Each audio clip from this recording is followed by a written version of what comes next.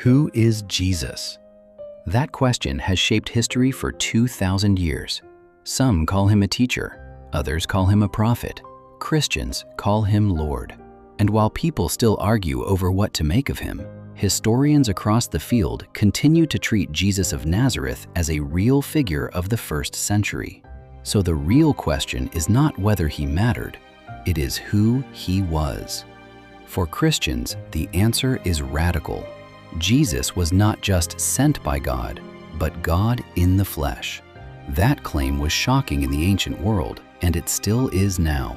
So if we want to understand why Jesus changed history, we have to ask two questions. What do the Gospels say about him, and what did his earliest followers believe about him? Jesus appears in a real historical setting. The Gospel accounts place his birth near the end of Herod the Great's reign and his death under Pontius Pilate, most likely around AD 30. Whatever debates remain around exact dates, the larger point is clear.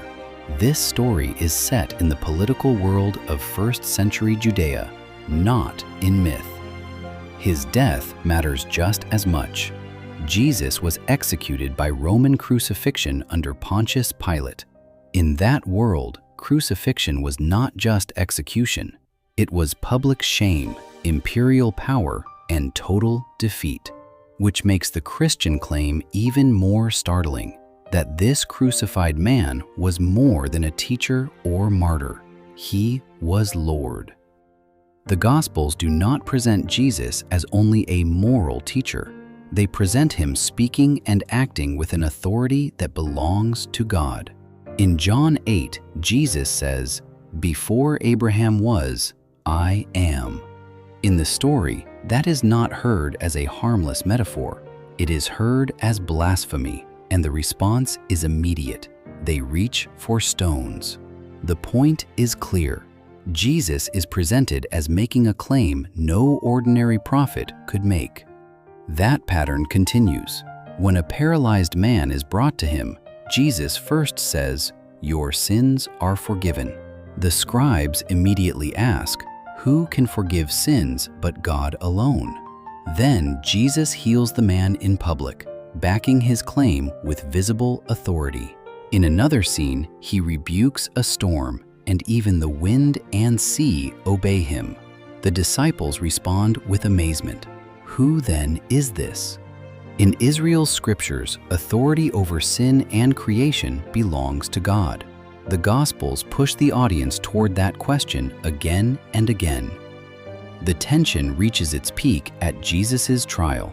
Asked directly who he is, he answers in language drawn from Daniel, speaking of the Son of Man seated at the right hand of power and coming with the clouds of heaven.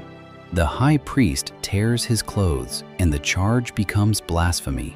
In the Gospel accounts, Jesus is not condemned simply for teaching morality. He is condemned because his words and actions force the question of identity. But what happened after his death may be even more remarkable.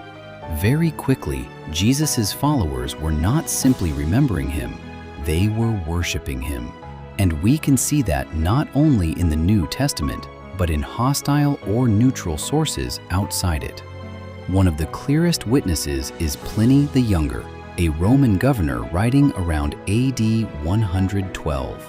Reporting to Emperor Trajan, Pliny describes Christians meeting before dawn and singing to Christ as to a god.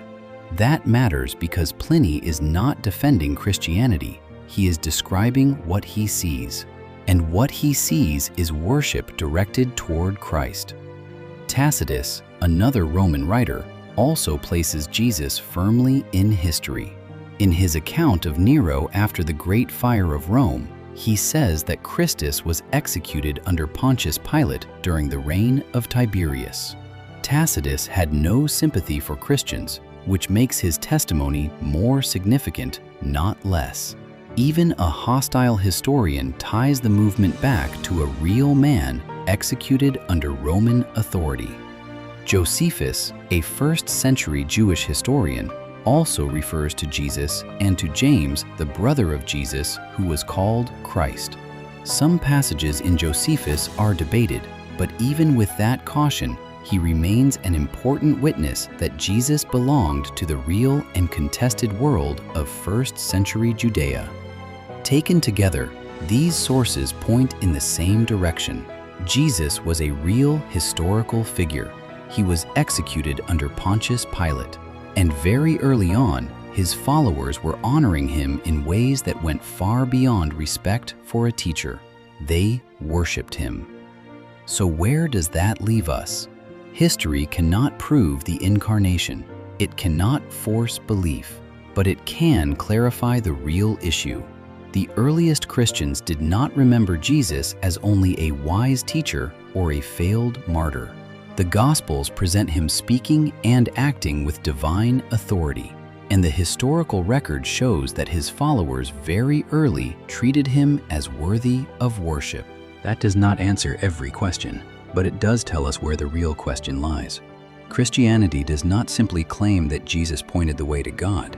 It claims that in Jesus, God had drawn near in person. And that is why the question of Jesus still matters. If the biblical witness is true, then Jesus was not just another voice in history. He was God incarnate, entering history and calling for an answer. The evidence remains, the question remains, and the answer still matters.